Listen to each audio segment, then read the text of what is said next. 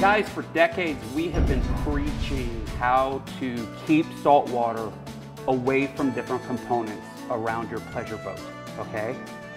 Well, we again have Barry Burhoff on the program from Surehold Industries, and for years, Barry has been on the show talking about his website, which is Surehold.com. Okay, and you've been leading people to your website that has a lot of tips and really great videos. Correct.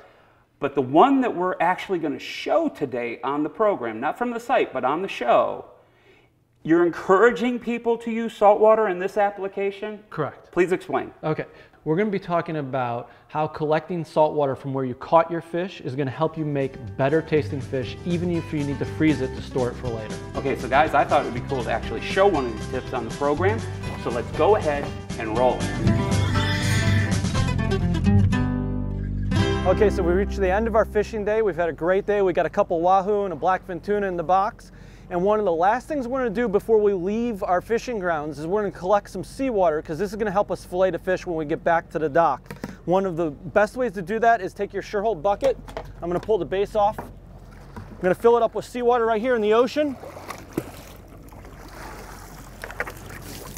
Set it in the base so it doesn't move around on the boat. Take your lid, snap it on top.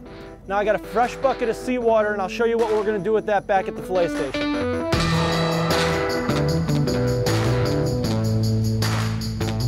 Okay, boat's back at the dock, and we've got the tuna at our fillet station. And like we did out on the water, I showed you we collected some seawater from where we caught the fish. And you can see here that it is still full. The lid kept everything in. We're going to add some ice to it to help cool it down. But the reason we want the seawater is if you rinse your fish in fresh water, it's actually going to decay and almost cure the meat. There's a lot of chlorines and things in fresh water that aren't good for it. The natural seawater is going to be the best way to rinse your fish and keep the taste there without ruining it.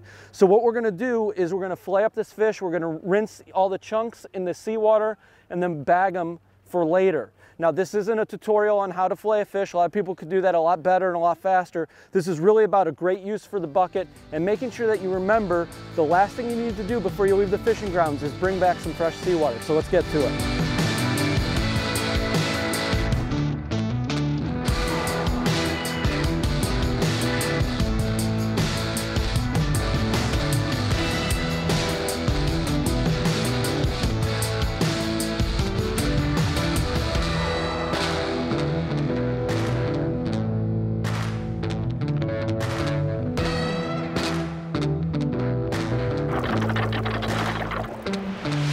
Now, Barry, we want to lead the audience to, I think this is a really cool video on your website, again at Surehold.com.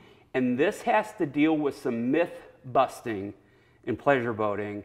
And what do we want to lead people to right now to watch? Well, the question is it a myth? And so bananas, are they bad luck? And we did a really cool video. You're going to have to come to the site, check it out, and see what we caught when we had bananas on board. One last time, right now, go to Surehold.com and check out bananas, bad luck.